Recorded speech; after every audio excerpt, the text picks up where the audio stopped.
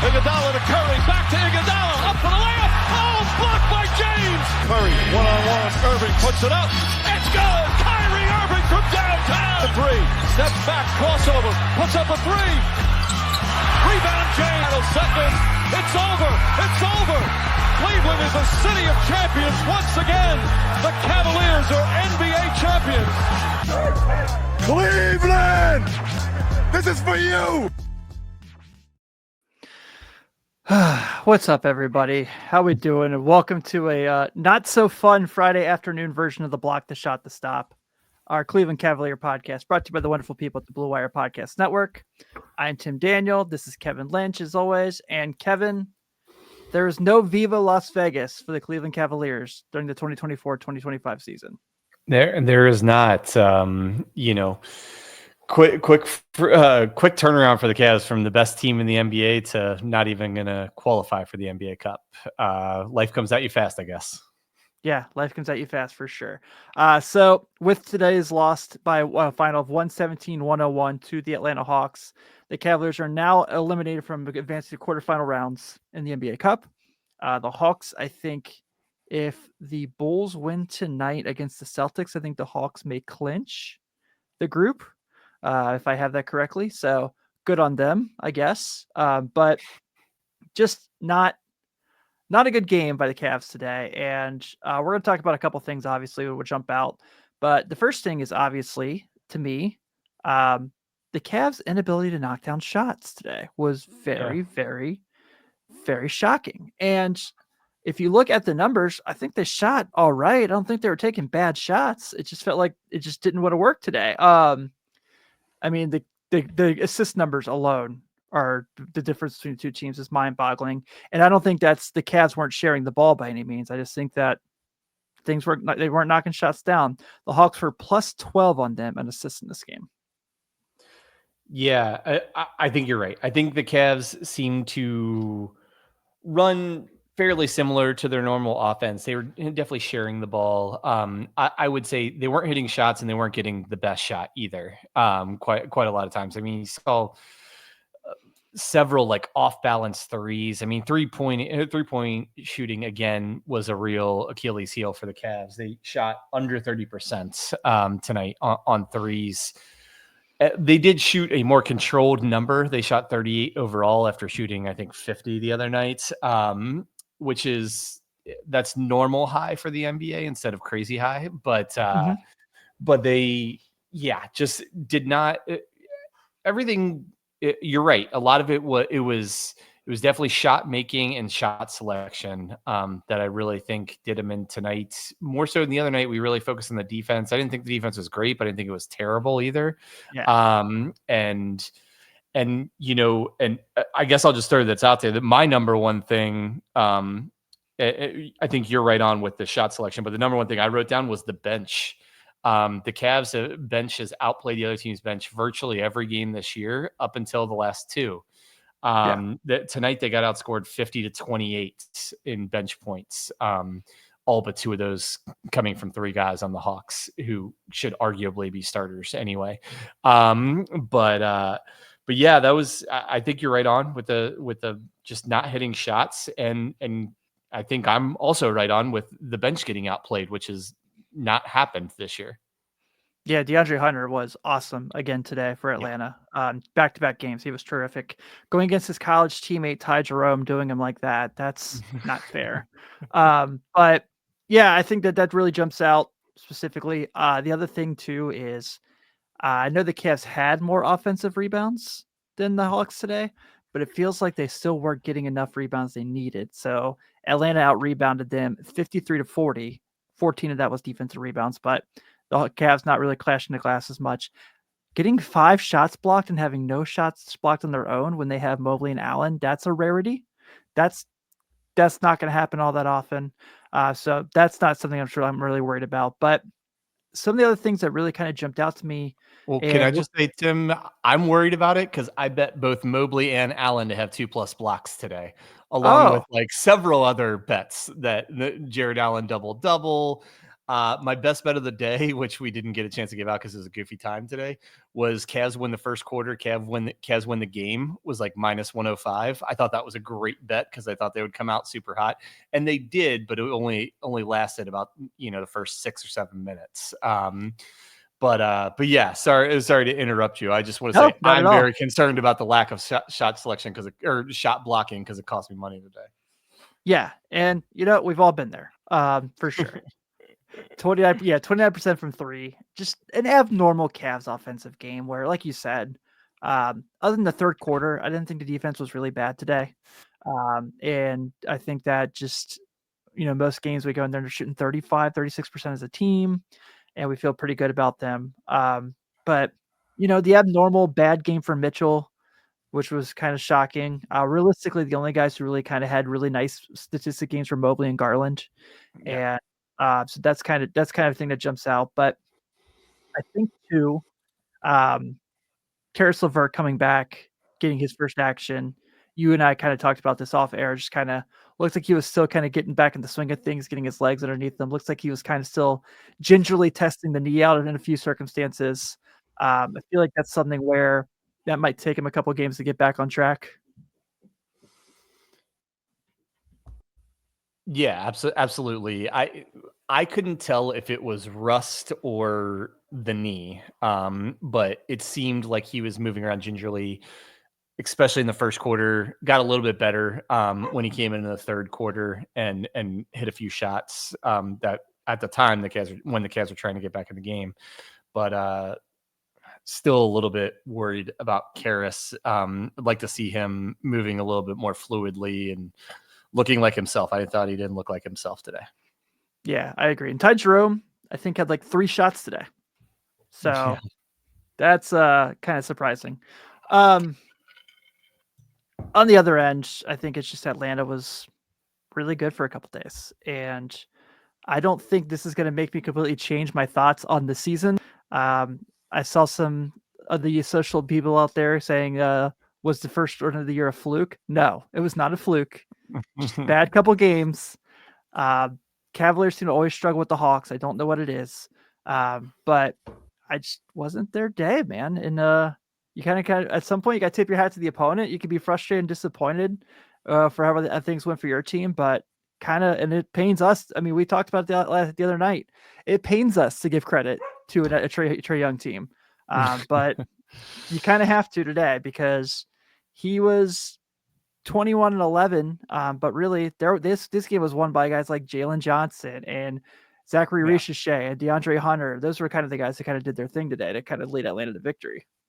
Yeah, I completely agree. And we'll circle back around to Mitchell because this is, I don't even know if it's arguably maybe his worst game of the year today, at least offensively shooting the ball. He actually contributed quite a bit in rebounding and playmaking. But this kind of, we talked before the season that the Cavs' weakest point was like on the wings, and in particularly matching up with other teams' wings, defensively. And that ended up not being very true for the first 15, 16 games of the year. And then it's been true a few times lately against Boston and these 2 games against the Hawks, where DeAndre Hunter, Jalen Johnson, you just mentioned, are perfect examples of 6'8", 6'9", very athletic guys who are almost like a guard forward hybrid, the type of player the Cavs don't really have a lot of, or at least play a lot of. Maybe one day Jalen Tyson would get in that mix, but it is a little bit worrisome to see guys like that start going off on the Cavs, because for me personally, because I thought that would be kind of their weakness coming into the season, and thought I was being pleasantly surprised that I was wrong. And now it's kind of turned its ugly head here a few times recently. Yeah, especially when you look at Tatum and Brown coming to town on Sunday, and Porzingis is back. Not really what you want to see in that case there. Yeah, I agree with you. I think that when you and I think that's something that they're really going to try to figure out the alternative route, especially in the East, because of those guys. If Boston's your measuring stick, the team that we kind of compared them to all year, and you go out there and you get kind of beat by, no disrespect to these guys who are not Tatum and Brown the way they did, then you have to really kind of kind of look yourself in the mirror and they kind of reflect there. I don't really think that I'm trying to figure out the best way to put this, and maybe I'm just kind of talking. Maybe I'm just kind of rambling, but I'm not overtly concerned. I know that it was a disappointing day. I know it was a disappointing 2 games in a row against a team that you probably feel like you're better than, and on paper you're better than. But we talked about this even during the run. You said like, look, like there's going to be stretches where they lose a couple games in a row and they're not going to look very good. It's the NBA. This happens. We are still talking about a team that is 17-3 through 20 games through a fourth of the year. They're still in very good shape. And I know the schedule's not great coming up with teams like Boston and Denver, but I feel okay. I didn't think today was very good. Obviously, it was very disappointing. I still think they're going to be all right. And like we're going to get to Mitchell here in a second. Just kind of talk about probably just his worst game. That's not who Mitchell is, and we all know that. And we know what this team's capable of. Shots weren't falling. They weren't getting as many turnovers in the second half as they did in the first half, which really contributed. And Atlanta hit shots. And freaking Bojan Bogdanovic driving me crazy every time they play against them, whether it's America or my team. He's just a winning player, man. He is. He is. And and I'll tell you, and Mitchell, sure, everything we said is true about reasons to lose today. Like, other than the bench, the other thing I wrote down is Capella and Okongwu basically played Allen and Mobley to a stalemate. Yeah. That can't happen in those matchups. Like, Mobley and Allen have to be better than those two. And I did find it interesting that they cut Jared Allen's minutes, especially in the second half. I kept looking like, is he in foul trouble? Like, what's going on? And he really wasn't. And I think Kenny Atkinson just kind of went away from him, was trying different things. Like, it's surprising to see Jared Allen only play 25 minutes, Coro play 18, and then Niang played 20, Merrill played 20, LeVert played 20 in his first game back, kind of, when he didn't look his best. So, and I'm not saying that was wrong. I think the game was going so poorly for a lot of it that they were experimenting with different things. And that's never a good sign that it means you're kind of grasping at straws trying to figure out another team. Yeah, especially when you mentioned Okoro, because he was your best option against Trae Young today. Yeah. I thought when he was man to man with him, I thought he was really, really good. Yeah. I thought that was, he was definitely your best chance to stop him in this game for sure. And it seems like they kind of, and we've talked about this as a trend the last couple of days, and this kind of goes down to further down the road what happens when you do get Max Strus back, and how does this look for sure. And we have no idea what that is. Like we talked about, there's been no, he's doing this or this. Besides, I think a little here and there, but I'm really curious to see how that's going to look for Okoro when he returns. Yeah. And now that Karras is back, so that'll be a conversation for a few weeks. Yep. Let's get to Mitchell, because just surprising, and not in the way where I'm like discouraged by him or disappointed. Just sometimes guys have bad games, and you thought with kind of this game meaning so much, he himself talking about, we really want to go to Vegas. We know what Friday means. You thought he'd be sharper, and could just be he wasn't hitting, his shots weren't falling. Like I said, the greats go through those games, but I don't suspect that this is a trend. This isn't something I'm deeply concerned about, but it does have to be acknowledged that, it wasn't his best day. I agree with you. I'm not super concerned about it. That said, he was forcing today. Like, you could see there's been games where his shot hasn't been falling and he's just contributed in other ways. And today his shot wasn't falling. He kept kind of forcing it, like a lot of like off balance shots, opposed to turning more into like a playmaker and setting up other guys. Like, he took 20, he was 5 for 23, and it's just, it kind of goes back to the overall team had kind of poor shot selection. And that was, you talked about the difference in assist numbers. I thought that was a really good call out by you. Yes, that's a product of not making shots, but it's also a product of, I thought the Cavs did more one-on-one today than they typically do. I thought they ran their offense, but then their offense ended up stagnating to someone going one-on-one late in the clock. And that a lot of times was Mitchell. I think the only guy who was successful doing that really was Mobley. He had some very, very nice moves, but otherwise, yeah, I mean, just a bad game. Like, no matter how good your player is, how good a player is, they're going to have some bad games. This is definitely a bad one from Mitchell. And we should call out Dyson Daniels, maybe turning the best perimeter defender in the league. Yeah, and he's looked certainly really had good. a lot to do with it. It's like his defensive rating. I thought I saw like the gap between him and number 2 is the same gap that is between number 2 and number 10. Like, that's how good of a defender he has been this year. So certainly not a coincidence that Mitchell would have such a bad game being matched up against him. Yeah, I suspect Mitchell's going to be very excited to get back on the court on Sunday at the Rock against the Celtics to avenge one of their 3 losses. I think he's going to probably play his best game. I'm excited to see how he responds. Let's talk about a couple positives. There's a few. You mentioned Mobley. I think another day where, I do think Okongwu, and I do think that you kind of got the better of him, but statistically 24 and 12, 10 and 17 from the floor. You'll take that day from him. You always obviously want to see more. He didn't knock down his 2 3-point attempts, but I'm not too worried about them. I'm just happy he's taking them. He wasn't as much of a ferocious defender as far as protecting the paint, protecting the rim, but once again on offense, looked at stretches in this game where he looked unstoppable. And I talked about it the other day. I said it today on Blue Sky during the game. I'm running everything through him in these games. I'm seeing if he can win me the game. And I feel like they kind of got away from that today, but I'm very, very pleased to see him continue to make these strides. Yeah, no doubt about it. He was really good again today. He's catapult. He's taking, I don't know what's bigger than a leap. I was going to say like a catapult this year. Yeah. Like, absolutely phenomenal once again. Yes, didn't have quite the impact on the defensive end, which is a little bit frustrating. And not to nitpick, but one thing I'd really like to start seeing from Mobley is him getting to the foul line a little bit more. I think he's getting to the line like 4 point something times a game. I think he's a guy that should be getting the line 8+ times a game. The way he plays, I think maybe a little bit of that.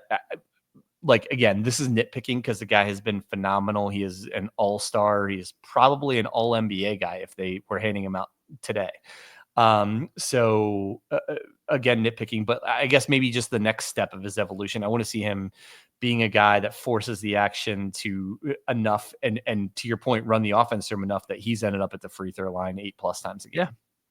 Yeah, and I know that's hard to do. Shooter too. Yeah, and but that's what like the best players in the league get to the line that much, and that's his next step. Like I said, he is,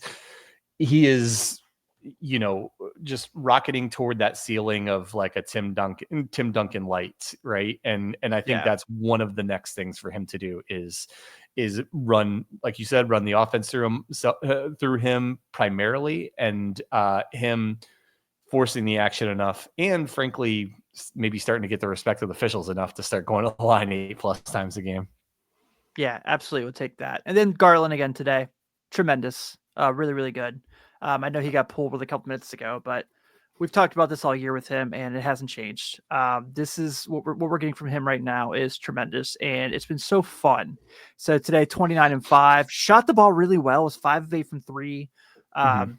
I know it's not the guy you probably want as the point of attack with Trae Young having the ball in his hands, but I didn't think he played bad defensively against Trae Young. I thought Okoro was obviously the better matchup. But another 25+ point game for him.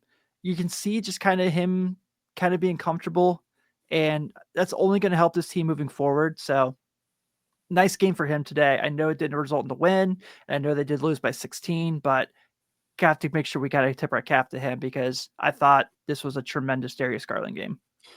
Yeah, he was really good, and he was good from the jump. I think he had like 8 points in the first few minutes of the game, something like that. And so he came out kind of how you expected the whole team to come out, like really, really, firing with, what did Skylar call it, piss and vinegar or something? Yeah, I like that. And so yeah, he was like that, and then he was steady the whole game. Very, very good game offensively from Darius, but yeah, unfortunately, not enough. And the one other thing, and I promised him, this is my last negative. We'll find some positive to end it. This is part of the job. This is what we do. Yeah. One frustration: Jared Allen only 3 shot attempts tonight. I know, and we talked about that the other night. That him and Mobley being that's the best mismatch for them against the Hawks. Is they should eat inside against those two, and for him to only get, and he was 3 for 3 on the shots he did get, but there wasn't nearly as much of that. There was still the penetration, but not the penetration and dump offs to Allen. I think like 2 of his shots were actually off of traditional post ups. If I remember, I remember he had a really nice left-handed hook that I didn't even know he had in his bag. But that was definitely what was missing. Probably the last 2 nights is the penetration that Garland, Mitchell, and some others get, and then the dump offs to Allen and Mobley. Not nearly as many of them these last couple games as there was previously. Yeah, for sure. But hey, big picture, you don't play Atlanta again for a little while. You only had them in one more time this regular season. You're still 17-3 through the first 20 games. You're still the number 1 seed in the East. You're just not going to Vegas, and you can live with that. So I'm pretty happy. I think we know where this team's going to be because as we kind of go through the year, we're going to be all right. So big picture for you, 20 games in. I mean, obviously 17-3 is terrific. Yep. And I know the defense has slipped a little bit. We talked about that the other day, that we're kind of monitoring that. But how do you feel now, 20 games in, what we've seen from this team so far? You can't be upset. Like the team is phenomenal. Like it stinks that they lost 2 games in a row, especially to Trae Young. But like, again, if you told us before the season, we're sitting at 17-3 doing a 20 game review. I mean, you take that all day.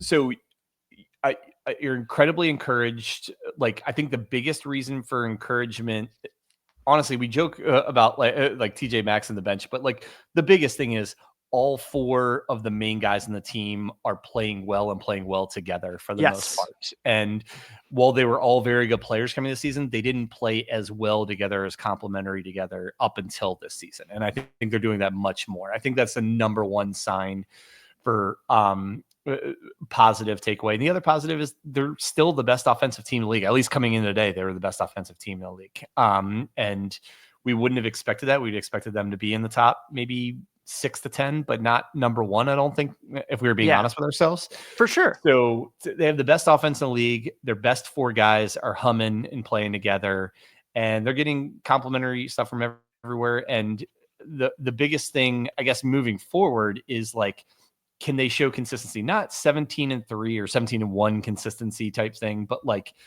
I think the one big thing, you said this on previous pods, is this is a team that shouldn't have a 5, 6, 7 game losing streak, right? Well, they're at 2 now, and they got Boston, so there's a decent possibility it could be a 3. Stop it right there. Stop it in Boston. Stop it against Boston Sunday, preferably, but like make sure a 2 game streak doesn't turn into a 5 game streak, and then all of a sudden they fall from comfortably in first in the East to now they're more in the 3-4 range. So that's the biggest thing I'm looking at. I'm still super positive after 20 games. Me too. And then going forward, I just want to see kind of like the consistency through the adversity that they're facing right now. Yeah, for sure. I mean, if we had came on here and we said, where do you think they're going to start 14-6? I think we'd have been really happy. But 17-3 is, it's perfect, nearly. So it's a really, really good start to the year. I'm with you. I think that at some point, I think they'll put their foot down and just make sure it doesn't keep going. If it's not Boston, you got the Wizards on Tuesday, and you got the Nuggets on Thursday. But 17-3 is still pretty awesome. And I think we should really enjoy this instead of questioning if it was a legit start to the year, because it was. They're a very good basketball team. Everything's going to be okay. They're a very good basketball team. They're just not a perfect basketball team. And if we're like, we're being on, they were perfect for a while, but they have a few warts. They have a lot more roses than warts, but they have a few warts that are showing up. And honestly, maybe Atlanta specifically found a different way to attack Cleveland that other teams hadn't. And now how do they respond? This is on, we have given Kenny Atkinson all kinds of flowers. This is everybody. He's been incredible. But now this is a new test or the first time he's truly I wouldn't say it was adversity after he lost to Boston. Now this is their first true adversity this season. How do they respond? How do they adjust and move forward and hopefully, right the ship quickly, get back to whether it's a winning streak or winning 4 of 5 or something like that and keep this thing rolling. Yeah. I mean, they win Sunday somehow, then all this we're talking about, this frustration goes away because they beat the Celtics. Talking about that game, obviously, second matchup with them, first one, Boston got the best of them, but the Cavs make that huge comeback and almost take away. A couple differences now. One, obviously, that Porzingis is back. Two, the Cavs are a little less healthy. Actually, no, they're healthier because they have Okoro. Those guys, like they didn't have Okoro the last game. Right. So, your thoughts on the rematch of that one? Obviously, the two best teams in the East, potentially the two best teams in the NBA. What are your thoughts on that going into the Celtics game on Sunday? I mean, great test. Obviously, Boston. Like I said, I said this on the previous podcast. I want to play him again with Porzingis because I'm really interested to see how this rapidly improving Mobley and a little bit lesser extent Allen matches up with Boston's best. I still think even with Porzingis, I still think the Cavs have an advantage on the inside. The Cavs or the Celtics obviously have an advantage on the wing. I mean, because Tatum and Brown are two of the best 5 players in the league or 10 players in the league, whatever it is. Like, you gotta be honest with ourselves there. But I still think with the Celtics at their best, the Cavs can be a really good matchup for them to where it's still a coin flip. I still think Boston's great. Boston, they're just as good as last year. So you have to kind of, give them that and say they're the team to beat. But I think the Cavs are the best team, at least in the Eastern Conference, in the position to beat them. I do too. And I think that this is going to be a really fun Sunday game. You go win that one, everyone feels happy. And I think that's all really people really care about. They can deal with 2 losses to the Hawks if you beat the Celtics. I do think the Celtics are the best team in the NBA. And I'm not sure how close it necessarily is, but I think if anyone's close to them, it's Cavs. So I'm really excited to see this matchup. I'm really excited to see Okoro back in this game, since he wasn't in the first Boston game, to have that guy to guard Tatum. That's he's kind of picked up that gig of being the guy who guards the toughest person on the other side of the ball. So excited to see how that goes. I actually wouldn't be surprised if they put Okoro on Brown, to be honest. I think really, that's Tatum, I think Tatum might have a little too much size for Okoro, if I'm being honest. And I actually think they'll probably put Mobley on Tatum. I can see that. You're probably right. Yeah. And but those are your 2 best defenders and I think they match up fairly. They match up as well as you can against Brown and Tatum from a defensive standpoint. Both those guys are awesome and they're going to get their points and everything. But I think Okoro and Mobley are the type of defenders that can make it tough on them. Yeah, if you could just keep the Celtics from raining threes again, I like your chances. So yeah, and the thing is, the thing with the Celtics, in my opinion, is you can't let anyone outside of those 2 guys beat you. Right. Honestly, Tatum and Brown are awesome, and they're going to get 50+ points combined most games. Right.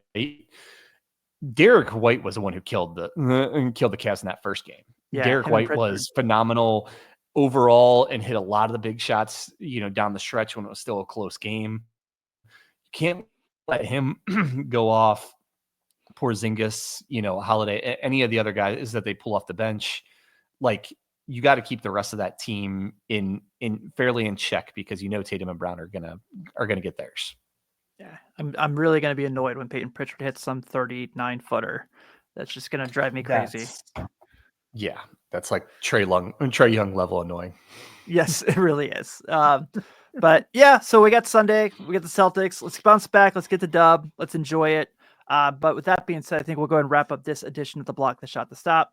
Thank you guys for tuning in. Whether it's Friday afternoon, you're hanging out with us, or you're checking out the audio feed later in the day after you get off work on your way home. We definitely appreciate it. Please be sure, as always, to subscribe to us on YouTube if you haven't already, or your podcast app of choice, and leave a nice review for us. It really means a lot. Sunday, we will be back. I think it's going to be Kevin and Skylar holding it down, recapping the Cavs Celtics game. So cannot wait to see the response to that. Hopefully they're talking about a Celtics win. I mean, a win against the Celtics. Come on. I meant to say a win against the Celtics. No, I definitely never want to see the Celtics win. Anyone who knows me knows that case. But on behalf of Kevin Lynch, this is Tim Daniel and Skylar Webker. Have a good one. And we'll see you Sunday. Go Cavs.